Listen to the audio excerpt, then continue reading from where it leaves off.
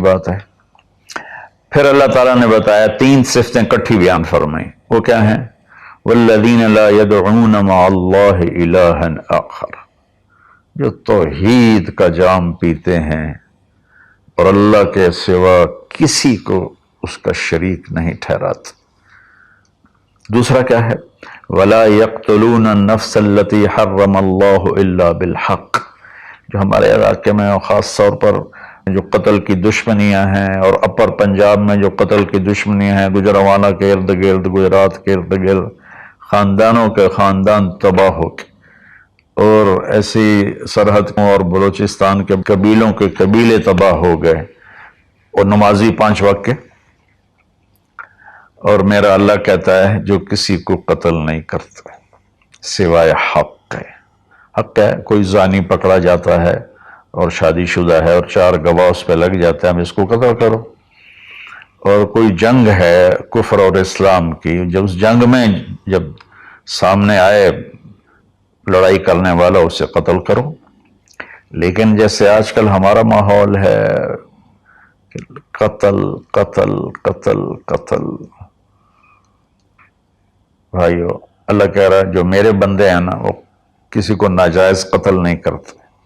تیسرا کیا فرمایا؟ ولا یزنون، زنا نہیں کرتے۔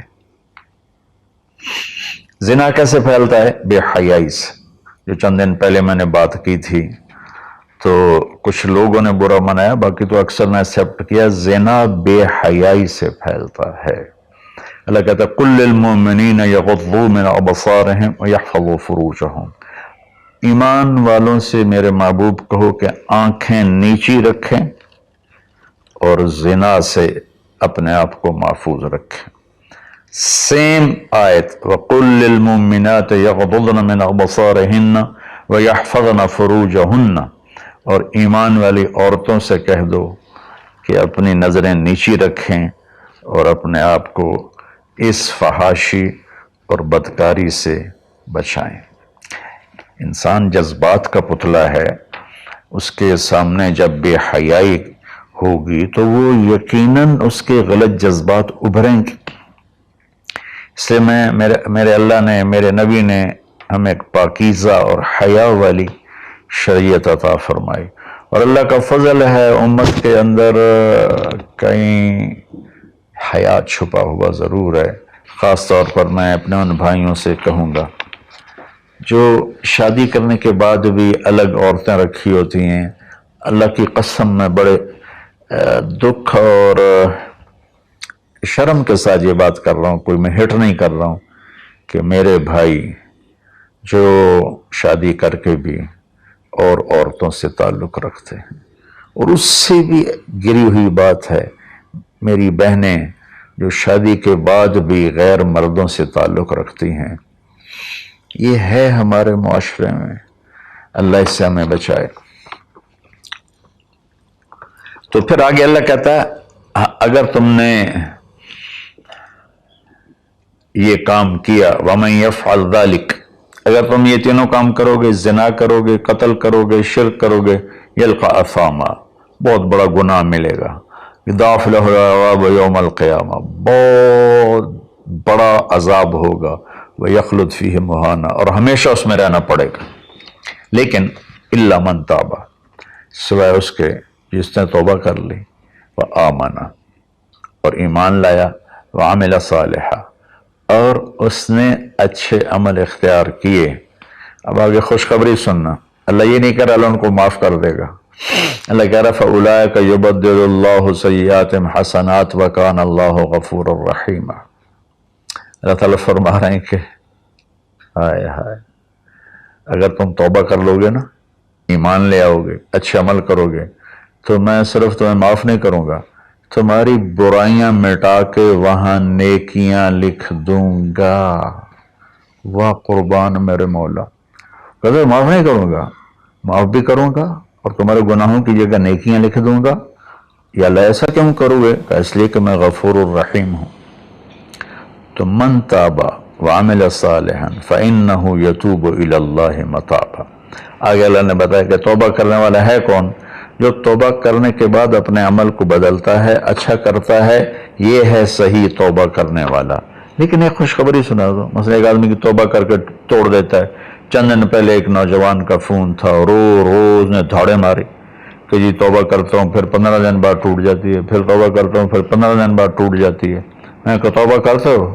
کہتا جی کرتا ہوں۔ میں نے کہا معاف ہے۔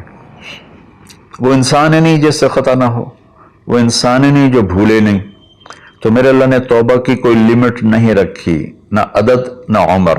بھائی تو 60 سال کا ہو گیا ہے، تجھے حکومت پاکستان ریٹائر کرتی ہے، ہم بھی تیری توبہ قبول نہیں کریں گے۔ یا بھائی تو 3 دفعہ کر چکا ہے گناہ، اب ہم تیری توبہ قبول نہیں کریں گے۔ اللہ تعالیٰ کہتا ہے لو بلغت الذنوب عنان السماء ثم استغفرتنی غفرت لک ولا ابالی۔ میرے بندے میں اتنا بڑا رحم کرنے والا ہوں، تم ایک عورت یا ایک مرد اتنے گناہ کرو کہ زمین پہ رکھتے رکھتے رکھتے رکھتے آسمان کی چھت کو لگا دو، پھر ایک دفعہ کہو یا اللہ معاف کر، تو میں ساری معاف کر دوں۔ ہمارا اللہ بڑا پیارا اللہ ہے۔ اچھا، 9ویں صفت کیا ہے ان کی؟ والذین لا یشہدون الزور واذا مروا باللغو مروا کراما۔ اس کا ایک ترجمہ تو یہ ہے کہ جہاں گندی محفل ہو اور شرابی کی محفل چل رہی ہے، یا کوئی ناچ گانے کی محفل چل رہی ہے، یا کہیں کسی کی غیبت ہو رہی ہے، برائی ہو رہی ہے، کسی پہ ظلم ہو رہا ہے، تو وہ اس میں شامل نہیں ہوتے، چپ کر کے دائیں بائیں سے نکل جاتے ہیں۔ دوسرا ترجمہ یہ ہے کہ جو جھوٹی گواہی نہیں دیتے، جو جھوٹی گواہی نہیں دیتے۔ اچھا، اس میں ایک بڑی اور خوبصورت بات ہے، مروا کراما، وَإِذَا مَرُّوا بِاللَّغْوِ مَرُّوا کراما۔ میں دیکھوں گا شراب پی رہے ہیں بچے تو میں کہوں بدبخت، نامراد، ذلیل، کمینے، شرابیں پی رہے ہیں، چرس بیچ رہے ہیں یا چرس پی رہے ہیں، میرا یہ معاملہ ہوگا۔ لیکن مرو کرا، جب وہ کسی غلط محفل کو دیکھتے ہیں تو عزت کے ساتھ گزر جاتے ہیں، یعنی اپنا دامن بھی بچاتے ہیں، اور جو برائی کر رہے ہوتے ہیں ان کو بھی حقیر نہیں سمجھتے۔ میں اپنے دیندار طبقے کے سامنے ہاتھ جوڑتا ہوں کہ غلط راہوں پہ چلنے والوں کو حقیر نہ جانیں، ان سے نفرت نہ کریں، ان سے پیار کریں۔ میں اپنے گاؤں میں ہوں، تلمبا 3 کلومیٹر ہے، 250 طوائفیں ہیں، ان کو صرف بیٹی کہنے پر ان کی زندگی کیا سے کیا ہوگی۔ وہ کچھ ان کا وظیفہ لگایا تھا تو ان کی زندگی کیا سے کیا ہوگی۔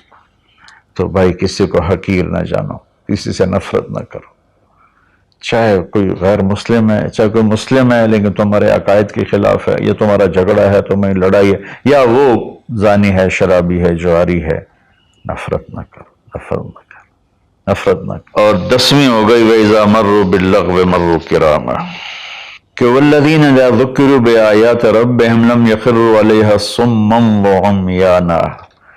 جب ان کے سامنے اللہ کی بات آتی ہے تو سننے سے انکار نہیں کرتے، یعنی آنکھیں بند نہیں کرتے، کان بند نہیں کرتے، کہ جیسے اندھے اور بہرے پر چیز پیش کرو تو اسے پتہ نہیں لگے گا۔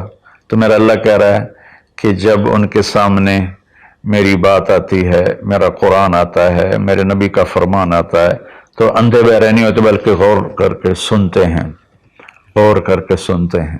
تو اللہ ایک ان کی صفت یہ بتا رہے ہیں کہ وہ اللہ کا کلام سنتے ہیں تو تاثر لیتے ہیں اور اپنے آپ کو بدلتے ہیں، اور اپنے گناہوں پر باقی نہیں رہتے بلکہ اپنے آپ کو توبہ کرتے ہیں اللہ کے سامنے، پھر جب توبہ ٹوٹ جائے پھر رو دھو کے توبہ کرتے ہیں۔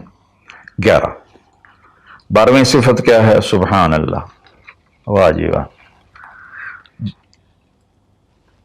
اللہ والوں کو تو بیوی بچوں کی بھی پرواہ نہیں ہوتی، اللہ والوں کے گھروں میں تو فاقے ہوتے ہیں۔ اب یہ اللہ والوں کی بات بتا رہا ہوں، والذین یقولون ربنا هب لنا من ازواجنا وذریاتنا قرۃ اعین وجعلنا للمتقین اماما. سبحان اللہ. جو کہتے ہیں یا اللہ ہمیں ہمارے ازواج یعنی بیویاں، ہماری اولادیں ایسی دے جو آنکھوں کی ٹھنڈک بن جائیں، اور ہمیں متقین کا سردار بنا، امام بنا. اپنی وجاہت مانگتے ہیں، وجاہت. اچھا، حب، وہبا، آتا، اعطا، تین لفظ ہیں دینے کے. آتا دیا، اعطا دیا، وہبا دیا، لیکن تینوں کے مطلب الگ الگ ہیں. آتا کہ میں نے آپ کو ایک چیز دی، قلم دیا، لیکن آپ کو مالک نہیں بنایا، واپس لے سکتے ہو، واپس کرو. آتا، میں آپ کو گاڑی دیتا ہوں تو میں آتا کا مطلب ہے کہ میں واپس نہیں لوں گا، یہ تمہاری پکی ملک ہو گئی. وہبا، میں تمہیں وہ چیز دوں گا جو تیرے خواب و خیال میں بھی نہیں ہوگی، تیرے تصور سے بھی بالا تر ہوگی. کیا مانگتے ہیں اللہ والے؟ یا اللہ میری بیوی ایسی ہو، اتنی اچھی ہو کہ میرے تصور سے بھی بالا تر ہو، میری اولاد ایسی ہو، اتنی نیک ہو، اتنی صلاحیت والے ہوں کہ میرے تصور سے بھی بالا تر ہوں. اللہ ہمیں یہ دعا سکھا رہا ہے. یہ نہیں کہا کہ مانگو آتے نہ، کہہ رہا ہے حب لنا، یا اللہ ہمارے گمان سے بھی اوپر کر کے بیوی اور بچے دے، اور ہمیں دنیا میں وجاہت دے، عزت دے. اس کا مانگنا انسانی حقوق میں شامل ہے. ہاں ایسی وجاہت اور ایسی شہرت جس کے پیچھے شیطانی کام ہو وہ حرام ہے، ورنہ عزت نفس تو ہر انسان کو پیاری ہے. اور پھر اللہ تعالیٰ کہتا ہے قرۃ اعین، آنکھیں ٹھنڈی ہو جائیں.